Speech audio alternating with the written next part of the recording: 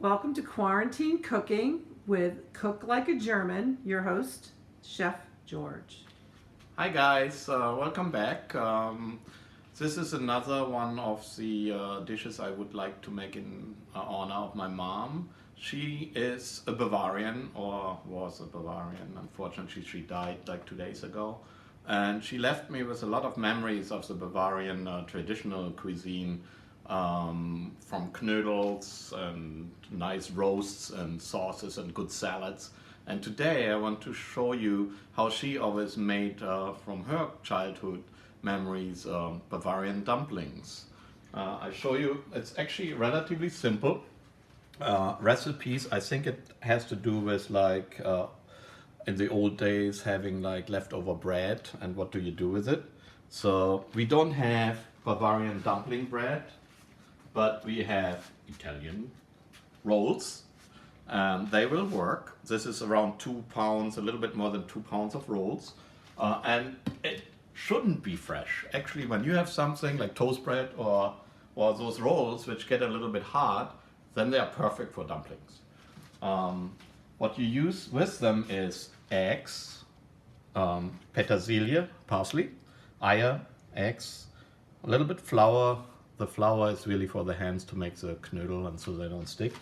Milk, onion, eine Zwiebel, a little bit dry parsley because I don't have enough fresh parsley right now. Caraway. Okay, Bavarians, if you're listening, I know it's definitely not in your dumplings, but I just like Kümmel, the caraway. And I make some other ones with a little bit bacon in it, just to have some special dumplings. And a little butter, and that's it. Very simple. So I see you when I cut the rolls into small pieces for the dumplings. Hi guys, welcome back. So let's see what happened with our rolls. So these two plus pound rolls turn into like, some people cut cubes, some do very, very thin slices. In Bavaria they have extra rolls, they call them actually like Knödel rolls, like dumpling rolls. And you can buy them in the bag and you don't cut anything. But, so this will be our dumpling base. 2 eggs, 2 Eier, the butter to glaze the onions, which are nicely finely chopped, flour for the hands, the bacon. I decided to only make them with bacon because it's for us to eat, so I don't have to worry about it. So a little bit non-Bavarian tradition, but there are many ways to make knödels. And of course our parsley, small cut. So what will happen is we put the butter into our smithy, and hopefully these things are hot, so we want to be careful here. We don't want to burn the butter, so let's just melt for a second. And to give you an idea, my mother wasn't a trained chef, but what I learned from her, she had a really, really good feeling for taste and make things out of what you had. And so she could really whip things up together, and always something good came out of it.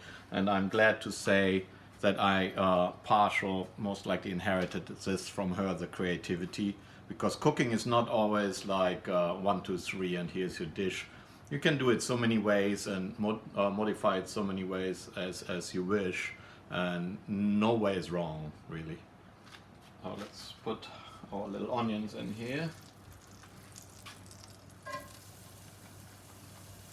We just get them a little bit glazed.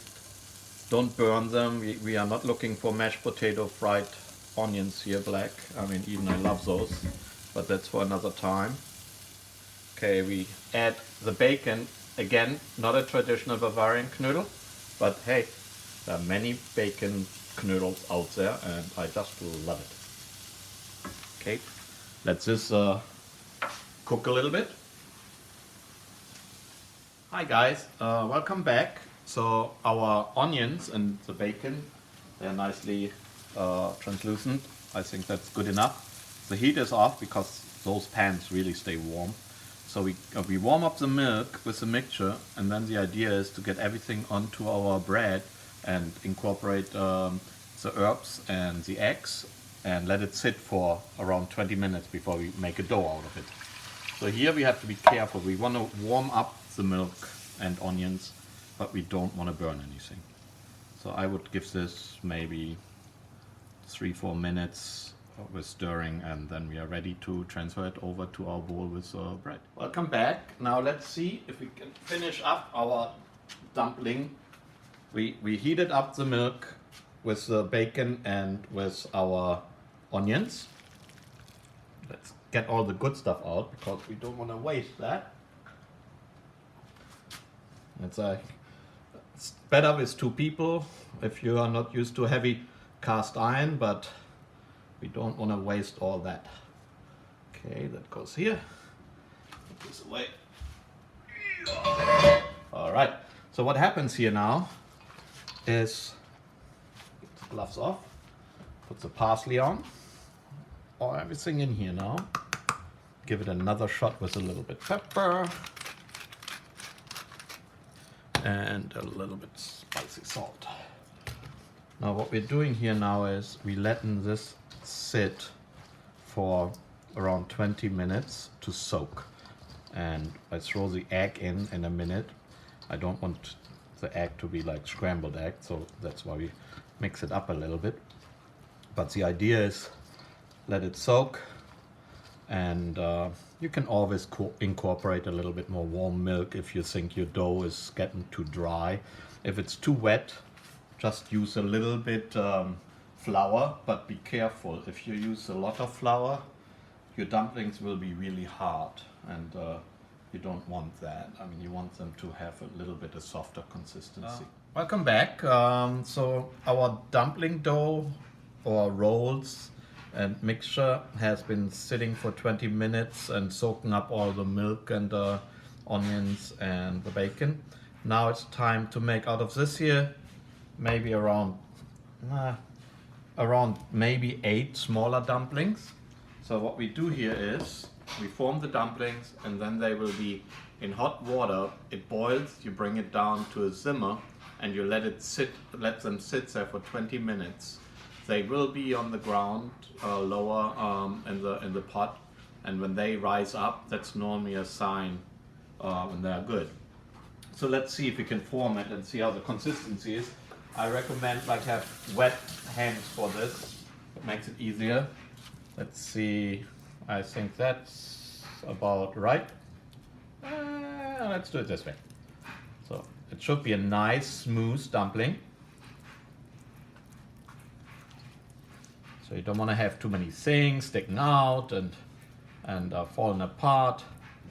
So like around this.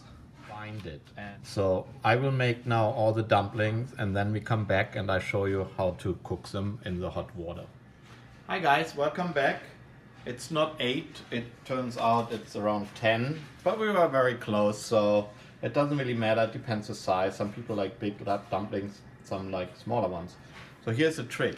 If you have a party and you really want to make sure that your dumplings succeed, you do what they call a test dumpling.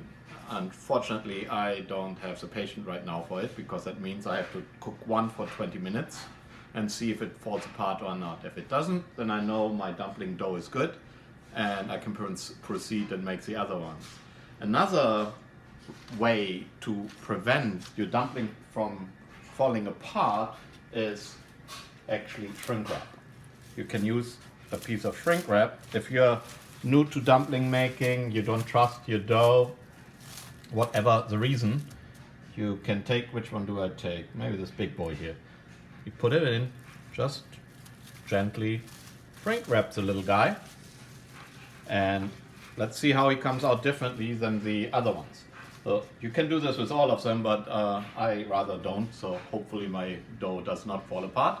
So what we do now, we have our smithy, what was boiling a second ago, and I put it on low because these pots are really staying hot, and we don't want to have it cooking because this will kill the dumplings. They will fall apart. It should only simmer for 20 minutes. Okay, let's see. A dumpling normally goes down and raises up when it's ready and cooked.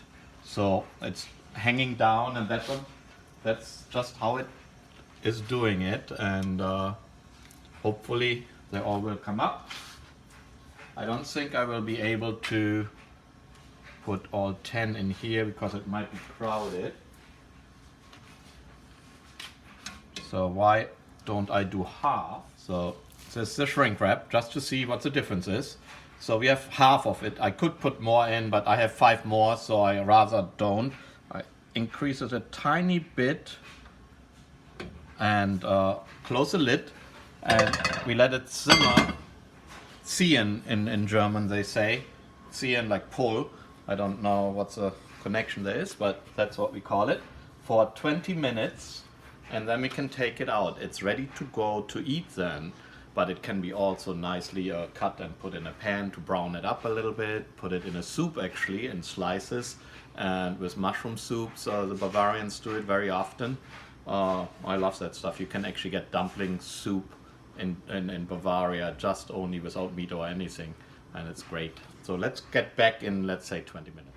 Hi guys, welcome back. So our dumplings made it up to the top. That's a good sign. They didn't fall apart, so no need for the foil trick, but nevertheless it's a good trick to have. Now that was like between 15 and 20 minutes in hot water, but not boiling. Now you can take them out carefully. They are still a little bit fragile. They're fully cooked, so many things you can do now. You can slice them and put them in a mushroom soup. You can halve them and put them in a pan with some butter and some wild mushrooms, what is really good. Let's see the difference between our guy with the foil. Maybe I give this a second because it might be hot. But let me explain you some things about this. This is in general a bread dumpling. And after the Second World War, people didn't have always meat, so that wasn't really on the menu. They had bread, and I'm pretty sure very often the bread might have been stale. So they came up with ideas to incorporate the stale bread. And they would make bigger dumplings like this size here, and then cut it in maybe a finger thick slice, and spice it up like meat with paprika, pepper, salt, and then whatever fat they had, most likely some goose or not necessarily butter, but whatever fats they had available, fry it in the pan, crunch it up. That gave them a little bit the feeling of having actually a piece of meat. They called this armer Ritter, what translates in poor knight. So it's not a knight who can afford anything, and it's an old story, and I believe it. So this is ready to go. In a couple of episodes I will show you how to make a hunter sauce, like a Jägersoße, what is very common in Germany, and a piece of meat. Most likely we will go with beef at this time, but also pork and roasts are perfect with it. And then we will create our Rotkohl, Knödel, Huntersoße, and meat dish, a typical traditional Bavarian dish you can find, and my mother has made them many times, as well as her grandmother. So this is the plan, and thank you for watching.